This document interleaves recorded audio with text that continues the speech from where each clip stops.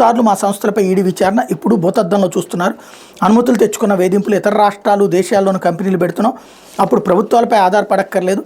ప్రస్తుతానికి రాజకీయాల good bye, పూర్తిస్థాయిల వ్యాపారంపై దృష్టి అంటూ అమర్రాజా అధినేత, గుంటూరు ఎంపీ టీడీపీ నేత గల్లాజేదు క్రియాశీల రాజకీయాలకు విరామం ప్రకటించారు. పూర్తిస్థాయిల వ్యాపారంపై దృష్టి సారిస్తామని తెలిపారు.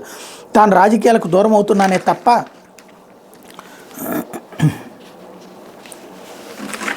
తెలుగుదేశం పార్టీకి రాజీనామా చేయడం లేదని స్పష్టం చేశారు. పాండవులు శ్రీరాముడు ఎలాగైతే అరణ్యవాసం చేసి తిరిగి బలంగా వెనక్కి వచ్చి పరిపాలించారో తాము కూడా అలాగే తిరిగి వచ్చి రాజకీయాల్లో రాణిస్తానని చెప్పారు. 10 ఏళ్ల రాజకీయ ప్రస్థానం అనంతరం రాజకీయ నాయకుడిగా కొనసాగాల, పారిశ్రామికవేత్తగా ఉండాలా అని ఎంచుకోవాల్సిన పరిస్థితి వస్తుందని ఊహించలేదని అన్నారు.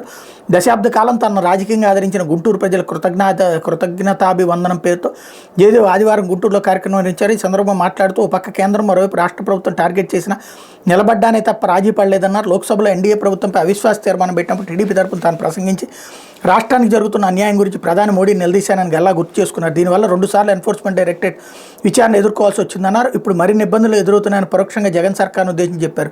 ఇప్పుడు కూడా నా వ్యాపారాలన్నింటిపైన భూతద్దం పెట్టి స్కానింగ్ చేస్తున్నారు, ఫోన్లు ట్యాపింగ్ చేస్తున్నారు, అయినా భయం లేదు. అమరావతి రాజధాని భారత్ చిత్రపటంలో చేర్చడం కోసం పార్లమెంట్లో కొట్లాడాను. ఏదైనా వ్యాపారం పెట్టాలని 70 అనుమతులు కావాలి. అవన్నీ తెచ్చుకున్న వేధింపులు తప్పడం లేదు. నన్ను కొట్టినా తిట్టినా జైలుకు పంపినా పర్వాలేదు, గమ్మును కూర్చోమంటే నా వల్ల కాదు. నాకు బలమైన నిజాయితీ, ఆర్థిక స్వాతంత్రం, సామర్థ్యాలు రాజకీయాల వల్ల బలహీనతగా మారుతున్నాయి. ఈ పరిస్థితుల్లో రాజకీయాలకు దూరంగా ఉండి కోర్టు కేసులు గెలిచి స్వచ్ఛంగా బయటకు రాగలమన్న నమ్మకం ఉందని చెప్పారు. 2024లో పోటీ చేయకూడదనే తన నిర్ణయానికి ప్రధాన కారణం ప్రజాగొంతుకగా ఉండలేకపోతున్నానన్న భావన ఏర్పడమని గల్లా తెలిపారు. అమర్రాజా టర్నోవర్ను వచ్చే 5 ఏళ్లలో 58,000 కోట్లకు తీసుకెళ్లాలని లక్ష్యంగా పెట్టుకున్నాం. అప్పుడు 25,000 మందికి ఉద్యోగాలు, రాష్ట్రానికి పన్నుల రూపంలో 5,000 కోట్లు, కేంద్రానికి 16,500 కోట్లు చెల్లించే స్థాయికి చేరుకుంటాం. తెలంగాణ, ఉత్తరాదితో పాటు పశ్చిమ దేశాల్లో కూడా కంపెనీలు స్థాపిస్తున్నాం.